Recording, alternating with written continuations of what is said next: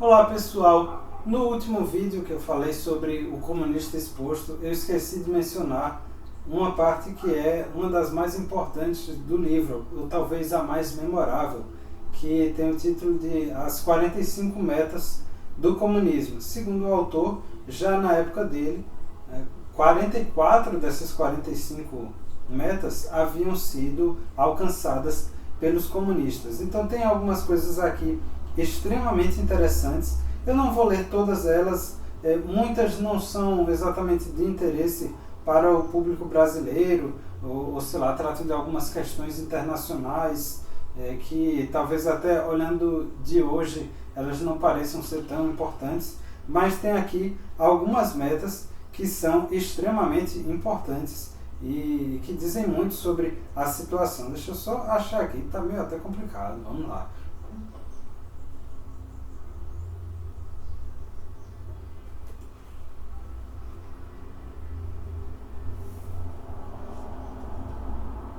Bem, então a 11ª meta que ele cita aqui diz o seguinte: promover a ONU como a única esperança para a humanidade. E o autor já nota algumas questões relacionadas ao que hoje nós chamaríamos de globalismo. Então, apesar de que a ONU não era necessariamente uma entidade comunista, mas já naquela época tinha muitos comunistas lá dentro e eles manipulavam a política internacional para fazer com que fossem tomadas diversas medidas favoráveis aos países do bloco comunista. Inclusive, como ele mostra aqui, teve alguma coisa já na formação da ONU que foi muito errada com relação à União Soviética, porque a Rússia adquiriu o direito de vetar diversas questões, mesmo quando ela estava envolvida na situação. Então, ele cita casos aqui de pessoas que pediram para que fossem abertas investigações contra a Rússia por conta de uma destruição de um navio, de carga, às vezes, sabe, um navio da Marinha Mercante, que tinha sido destruído em águas profundas e atribuíam aquilo ali a um míssil russo, né? Alguém da Rússia que foi lá e destruiu. Só que aí, como a Rússia tinha o poder de veto, então eles vetavam essa investigação que ia ser contra eles mesmos. Ou seja, a Rússia acabou tendo uma espécie de poder muito grande dentro da ONU, e isso daí foi em parte por conta de uma tentativa de trazer a paz mundial, né? E as pessoas encararam isso daí como se fosse uma missão assim tão importante que valeria a pena realizar praticamente quaisquer concessões para que esse objetivo fosse alcançado. E aí deram muito poder à Rússia na ONU. Né? É apenas uma das metas. Aí tem uma outra aqui que diz o seguinte: infiltrar a imprensa. Aí a próxima: ocupar posições-chave no rádio, na televisão e no cinema. Então isso é parte do que hoje nós chamaríamos de ocupação de espaços, né? Uma coisa bem da estratégia gramsciana, de você querer dominar os formadores de opinião para tornar uma determinada ideia hegemônica, mas também dá a impressão de que ela, na verdade, é uma unanimidade entre os tais especialistas. Uma coisa de que eu já falei aqui no meu canal em diversas ocasiões. Aí tem a meta número 22 que ele listou aqui, foi dar continuidade ao descrédito da cultura americana, degradando todas as suas formas de expressão artística. Então, quando ele vai desenvolver uma por uma dessas metas, nessa daqui ele fala mais especificamente da música pop, né? Como você tem aquelas cantoras assim como Madonna, Lady Gaga, Beyoncé, e como é uma coisa um tanto descartável, né? Que quando essas desaparecerem vão surgir outras que fazem músicas mais ou menos no mesmo estilo, com aquelas danças sensualizadas, roupas curtas, uma temática que fala de coisas baixas mesmo, né? E aí isso faz com que haja um enfraquecimento da cultura americana, no caso que ele falou aqui, mas poderíamos estender isso daí também para a cultura ocidental, né, de uma maneira mais ampla, porque se você vem de um ambiente que ouve um tipo de música ruim, que não aprecia uma boa arte, você acaba enfraquecendo o apreço que as pessoas têm por aquela cultura. E isso faz com que seja mais fácil que venha uma outra e tome tudo aquilo ali. Então eles estão basicamente querendo destruir para depois conquistar a mente dos jovens com o comunismo. Em linhas gerais seria isso. Temos também uma outra que está bem ligada a isso daí, que é obter controle sobre os críticos de arte e diretores de museus, né? E tem aqui uma citação que diz o seguinte: nosso plano é promover a feiura, a arte repulsiva e sem sentido. Sobre isso tem uma coisa muito interessante a falar, que eu vi esses dias um perfil que tem no Instagram, né, bem famoso assim, no meio, que é Jessicão a Feminista, ou Jessicão o Feminista, é uma coisa assim, que é uma sátira, né, que os administradores da página fazem uma crítica muito mordaz a essa questão da ideologia de gênero, né, chamar as pessoas por pronomes e adjetivos neutros, que acabam com E, ou que acabam com X, né, amigos, amigues, ou alguma coisa desse tipo, porque se você fosse denominar um gênero, seria algo talvez opressivo, ou algo que a sociedade estaria querendo impor a uma determinada pessoa só porque ela nasceu com pênis. Isso não significa que seja menina, esse tipo de coisa, né? E aí, no perfil saiu uma postagem que na verdade era de um evento que aconteceu há alguns anos, de uma artista, de uma suposta artista, né, eu diria, chamada Doris Mack, que ela apresentou um espetáculo, uma performance chamada transbordação. Então veja só em que consistia essa transbordação. Era uma série de mulheres que ficavam enfileiradas assim, lado a lado, né? E elas passavam a respirar juntas, né? Ficavam assim paradas, aí começavam todas elas a respirar, inspirar e expirar ao mesmo tempo, uma cara compenetrada, e daqui a pouco elas iam urinando nas próprias calças. E estavam descalços ainda por cima, né? Aí ia fazer aquela coisa assim. Então é uma coisa abjeta, só que eu não sei nem o que dizer daquilo ali. De um vídeo a que eu assisti, que é uma entrevista com essa artista, né? E só que a moça que faz a entrevista é como que uma crítica de arte, mas justamente bem desse tipo aqui. Então toda a conversa das duas ali girou muito em torno dessas pautas progressistas, ou pelo menos o linguajar delas estava muito claro que elas defendiam isso. Então falava, por exemplo, de construção social, a opressão, a revolução tem que começar dentro de nós.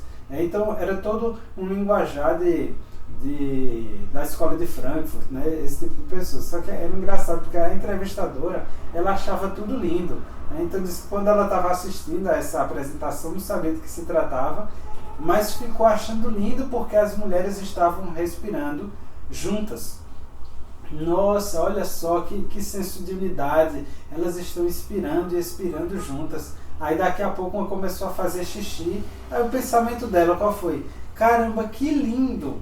Ela estava tão compenetrada em respirar que até se esqueceu das outras coisas e fez xixi nas próprias calças. Isso é muito bonito. Aí depois umas outras começaram a mijar lá também. Ela achava lindo, era tudo lindo, tudo muito bonito. E aí você vê mesmo essa meta, né, de querer promover uma arte degradada, de enaltecer a feiura, a arte repulsiva, sem sentido. O engraçado, além disso, tudo já é uma situação absurda, mas eu vou até colocar o link aqui do vídeo para quem quiser assistir, porque a tal artista, ela dizia que tinha concebido esse trabalho pouco depois de se recuperar de um surto. Veja só, ela estava tomando uma medicação controlada, né? E que aquilo ali meio que afetou a capacidade dela perceber a realidade. E um pouquinho depois disso daí, ela falou que chegou a ficar 10 dias sem comer. Veja só, ficar 10 dias sem comer para entender por que é que o corpo precisava comer. Veja só, é coisa de louco, né? Então, tudo isso daí, a maneira como elas falam, o tipo de arte que que é promovido por esse pessoal, o papel do artista na sociedade, nessa coisa de que a arte é algo para chocar, né? O papel da arte é causar impacto. Eu lembro de uma discussão que teve no Congresso, não foi bem no plenário não, mas uma daquelas comissões que tem, né? E aí chamaram um sujeito, eu esqueci o nome dele, mas eu creio que ele esteja envolvido também na causa pró-vida, e para defender a arte, né, o belo, ou alguma coisa do tipo. E do outro lado estava Jean Willis atacando, né, dizendo que o papel da arte era exatamente de impactar, né, de sei lá, esfregar alguma coisa na cara da sociedade. E aí os exemplos que ele escolhia eram justamente de algo, uma arte mais antiga, né, talvez do Renascimento, da Idade Média, mas que trouxesse algo um tanto de repulsivo. Só que, veja só, nesse caso, se chegasse um artista e quisesse chocar de fato a sociedade, ele só precisava colocar uma afirmação assim do tipo: o homossexualismo é antinatural. Arranjava uma forma de mostrar isso daí numa dessas performances, ou talvez numa peça de teatro, em alguma coisa desse tipo. Ia ser um escândalo. Iam começar a falar dele na televisão, iam começar a falar dele no rádio, falar dele na internet, iam subir hashtags querendo criticar. O Supremo, os ministros do Supremo iriam se pronunciar dizendo que aquilo ali era um exemplo claro de homofobia. Aí depois iam ter vários deputados, senadores, governadores do grupo do politicamente correto dizer: mas é um grande absurdo ter feito isso, não sei o que. Ia ter uma repercussão internacional, se duvidar. Até alguns canais assim na CNN americana, ou grandes jornais na Europa, iriam noticiar o fato de que houve uma performance ou alguma coisa assim criticando o homossexualismo. Aí, veja só, se é para chocar a sociedade, do ponto de vista de Jean Willis, né, é para chocar os adversários dele, os conservadores, ou talvez os liberais, né, mas nunca para checar a turma do Beautiful People, a turma do politicamente correto, a turma de esquerda. Não, aí já é fascismo, é machismo, é homofobia, sei lá mais o que. Então tudo isso daí está ligado a essa meta, que eles conseguiram dominar todo o setor. Então os críticos de arte, os artistas, os curadores de museu, todos eles têm uma visão muito progressista do mundo. Talvez alguns não sejam declaradamente comunistas, mas eles estão pouco se lixando para os valores tradicionais, entendeu? São pessoas que acabam cumprindo uma função em favor do movimento revolucionário, em linhas gerais.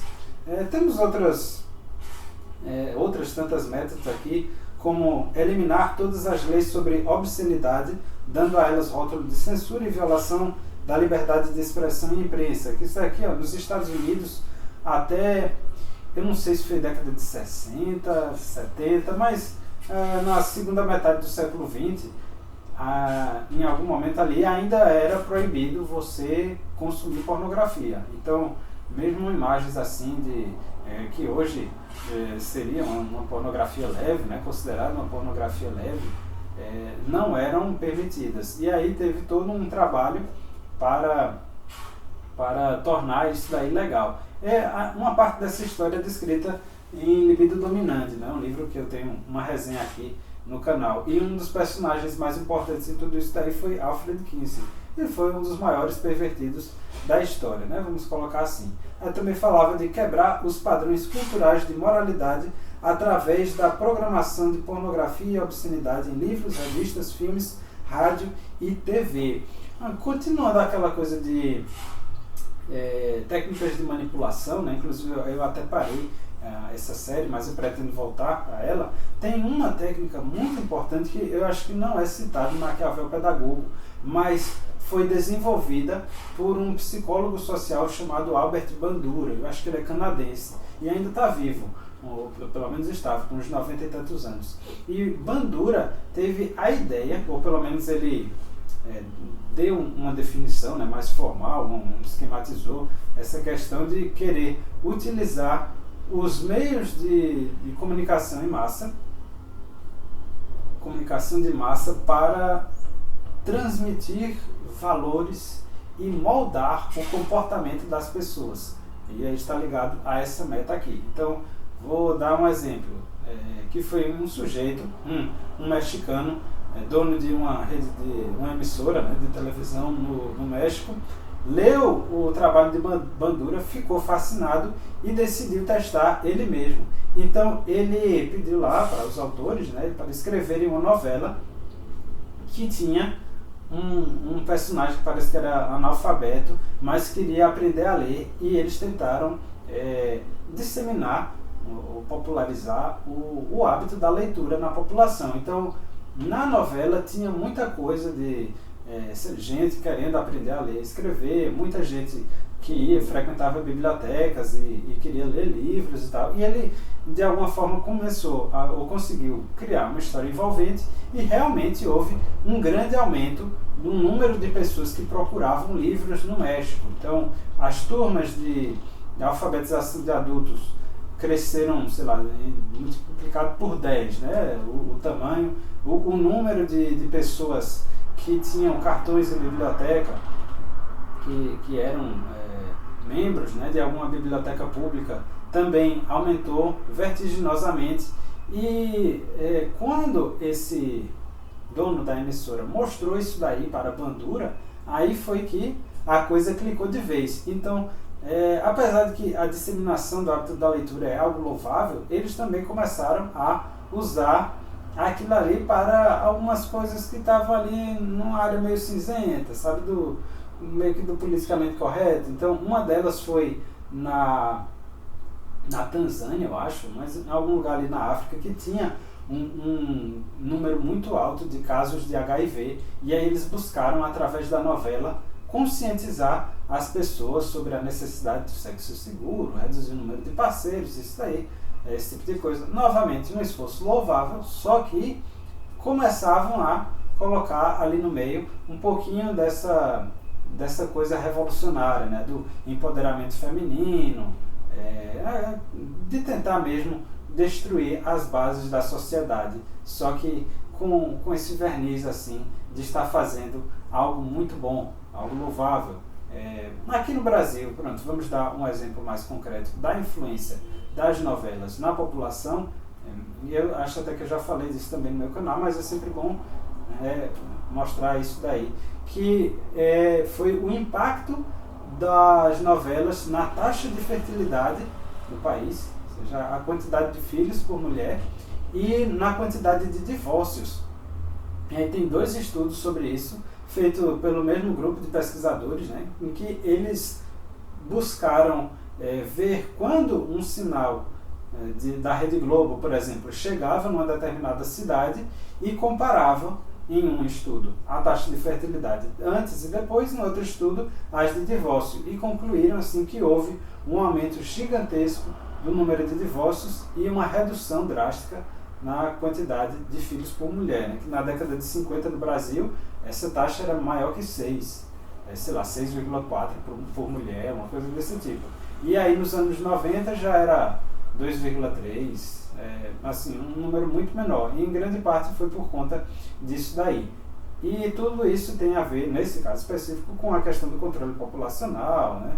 Enfim, então, veja, os temas se entrelaçam, né? A pessoa começa a falar do marxismo cultural, aí daqui a pouco já vem a influência de um globalista, com as técnicas de manipulação, o controle populacional. Aí quando você vai estudar um pouquinho o controle populacional, vê que está muito atrelado à ideia ambientalista de que o aumento da população vai exaurir os recursos do planeta, vai levar à exaustão dos recursos do planeta, então é necessário reduzir o número de pessoas. Então, tudo isso daí está muito ligado. Como que as diversas facetas do movimento revolucionário, né? Então temos ainda sobre apresentar a homossexualidade, a degenerescência e a promiscuidade como algo normal, natural e saudável. E aqui novamente nós vemos o papel das novelas, né, com relação a isso daí. Eu vi um gráfico que era bem interessante sobre a quantidade de homossexuais nas novelas, e era baseado assim por década. Então eles colocavam, sei lá, nos anos 80, aí eles estavam as novelas em que aparecia, né, e tinha uma bolinha indicando quantos tinham naquela novela, quantos homossexuais declarados tinham naquela novela. Aí você via nos anos 80 eram bem poucos, aí nos anos 90 tinham alguns, quando chegou nos anos 2000 já aumentou, aí nos anos 2010 para em diante é meio que toda novela tem que ter pelo menos um personagem gay, né, na Rede Globo. Mas enfim, tem uma outra meta aqui, que no Brasil essa daqui fez muito estrago: infiltrar as igrejas e substituir a religião revelada pela religião social. A teologia da libertação, né, no caso da Igreja Católica. E já tem uma vertente, a teologia da missão integral, se não me engano, na Igreja Protestante. Então, se você é protestante, fique de olho também nisso daqui, de pastores que querem apresentar Jesus como tendo sido não um Messias, mas um transformador social, um revolucionário, alguém que queria mudanças sociais e não tanto a questão de ser de fato o mediador, né, entre Deus e a humanidade. Também eliminar a oração ou qualquer faceta da expressão religiosa nas escolas com base na alegação de que violam o princípio de separação de igreja e Estado. Isso daqui, no Brasil, especificamente, a gente não viu uma manifestação forte disso aqui, do jeito que houve, por exemplo, na França e talvez nos Estados Unidos. Mas o que nós temos aqui é já uma separação. Isso daí, na verdade, é uma característica, né, da sociedade moderna. E eu digo assim, nem na idade contemporânea, mas já desde aquilo que se convencionou chamar de idade moderna para cá, ou seja, uns 500 anos para cá, isso daí é uma característica do cidadão, que é uma dissociação entre o indivíduo privado, né, ou seja, quem ele adora no íntimo do seu quarto, né, com quem ele se relaciona, então a pessoa no âmbito privado, e por outro lado o cidadão, a pessoa pública. E aí você tem uma separação cada vez maior entre essas duas pessoas, que numa sociedade saudável elas deveriam coincidir, né? Você não teria uma máscara que precisaria colocar quando chegasse ali no mundo exterior, mas esse daí não é o caso. Tanto é que recentemente teve uma declaração de Luciano Huck que ilustra bem isso. Ele estava falando do novo ministro da Educação, que sempre, na grande mídia, estão falando pastor, esqueci até o nome dele, pastor fulano de tal, né? Aí Luciano Huck fez: eu espero que ele deixe as crenças dele em casa. Então isso daí ilustra bem esse tipo de pensamento, ou seja, você tem que divorciar as coisas, e a religião, a moralidade é algo que você faz quando você está meio que sozinho, né, ali entre quatro paredes e tal, no íntimo do seu quarto, da sua casa. Mas na vida pública você tem que agir de uma outra forma. Aí como é que isso daí se manifesta? Em pessoas, muitas delas supostamente religiosas, né, que dizem ser favoráveis à descriminalização do aborto. Por quê? Porque eu sou contra, mas isso não significa que eu seja contrário ou que eu seja a favor da criminalização. Já é esse discurso da língua bífida, né, que a pessoa tem supostamente uma prática íntima, né, uma prática privada, que diferiria da prática pública do indivíduo. Então, no aborto, na questão do aborto, a gente vê isso daí. Deixa eu ver o que mais. Acho que normalmente quando falo mesmo do Estado laico, aí citam isso daí. Não estou conseguindo lembrar de um outro caso que relate, que mostre bem isso daí, né? Mas o tema do aborto certamente é um deles. Deixa eu ver aqui mais uma. Tem: dominar a profissão psiquiátrica e usar as leis de saúde mental como meio de obter o controle coercitivo sobre os que se opõem a objetivos comunistas. Ele está falando aqui do movimento da antipsiquiatria. Olavo de Carvalho até trata disso daí em algumas das suas aulas, ali pela aula 15, eu acho, do COF. E basicamente era o seguinte: teve um movimento liderado ali por um seguidor de Gramsci na Itália, Franco Basaglia, Frederico Basaglia, esqueço agora o primeiro nome dele.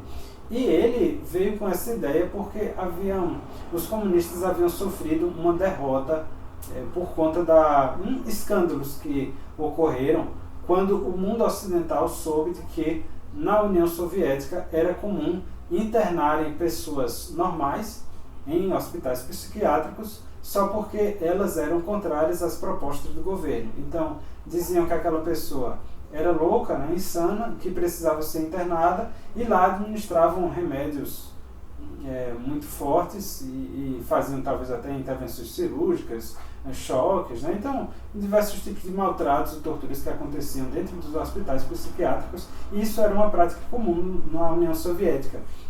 Então, a Associação Psiquiátrica Internacional quis expulsar a União Soviética dessa associação. E aí, como o contra-ataque que os comunistas lançaram, foi justamente a criação do movimento antipsiquiátrico, que era uma tentativa de você mostrar os hospitais psiquiátricos como sendo ambientes opressores, nos quais eram internados as pessoas que não se ajustavam à sociedade. Botaram aquele discurso empolado, tudo ali, mas o objetivo deles era acabar com os hospitais psiquiátricos para fazer com que os doentes vivessem nas suas próprias casas. E aí, certas pessoas teriam que conviver com parentes com esquizofrenia, distúrbios de personalidade, coisas do tipo, que basicamente iriam instaurar o caos na sociedade. Isso daqui foi bastante forte no Brasil, ou pelo menos assim, entre os profissionais da psicologia, ao longo dessa última década aqui. A gente já, creio que na segunda metade dos anos 2000, começou a haver muitos debates aqui no Brasil. Não sei exatamente no que deu, mas parece que eles conseguiram abolir os hospitais psiquiátricos no país. Só que esse movimento, só para contextualizar, ele começou décadas antes na Itália. Tem também uma meta, desacreditar a família como instituição, isso daqui a gente já tem muita familiaridade com isso, né? E criar a impressão de que a violência e a rebeldia são aspectos legítimos da tradição norte-americana, que os estudantes e grupos de interesse especiais devem se levantar e usar a força unida para resolver os problemas econômicos, políticos e sociais. É o que a gente vê hoje nos Estados Unidos, com o movimento Black Lives Matter, o Antifa e todas essas, digamos, milícias de extrema esquerda, ou esses grupos terroristas de extrema esquerda, não sei exatamente como denominá-los, mas eles buscam instaurar o caos na sociedade, né? Apesar de que pode sim haver causas legítimas para os protestos, mas o Black Lives Matter acabou sendo responsável por muitos protestos, manifestações violentas que tinham saques à loja. Eu tenho até um vídeo que eu postei aqui, que foi com uma legenda de uma americana, né? Um vídeo legendado de uma americana que tratou exatamente sobre o Black Lives Matter, e tem um trechinho lá falando do Antifa também. Então, quando você nota ou você olha o tratamento que a grande mídia dá para esse tipo de movimento, é sempre diferenciado do restante da população. Então, por exemplo, com relação ao Covid-19, quando há movimentações do Antifa, do Black Lives Matter, todos os jornalistas se calam quanto à possibilidade de haver transmissão da doença. E muitas vezes há até mesmo como que cartas abertas, né, de pessoas da área de saúde que escrevem dizendo que aqueles movimentos são legítimos, que não há grande perigo de disseminação de doenças e que eles apoiam aquilo ali. Agora, se um grupo de pessoas conservadoras se reunirem, então nos Estados Unidos tem os comícios de Trump, aqui no Brasil as manifestações que vêm ocorrendo regularmente, né, que são exemplos disso daí. Aí quando ocorre alguma coisa desse tipo, aí, oh meu Deus, vai todo mundo pegar a doença, uma doença mortal, o que é que eles estão fazendo? Isso é um absurdo, a polícia deveria ir lá parar. Então, novamente, é um caso da língua bífida ou do duplo padrão, melhor dizendo, né? Que para uns é de um jeito, mas para outros é de outro jeito. E aí, toda vez que há alguma grande movimentação do Black Lives Matter, do Antifa, que há quebra-quebra, que eles estão tocando fogo nas coisas, ateando fogo a parques, a prédios, latas de lixo, eles tentam mostrar aquilo ali como sendo uma violência legitimada, porque a violência do racismo seria infinitamente maior. Bem, eu vou ficando por aqui. Então, se você gostou desse vídeo, curta, comente, compartilhe, se inscreva no canal e até a próxima. Valeu!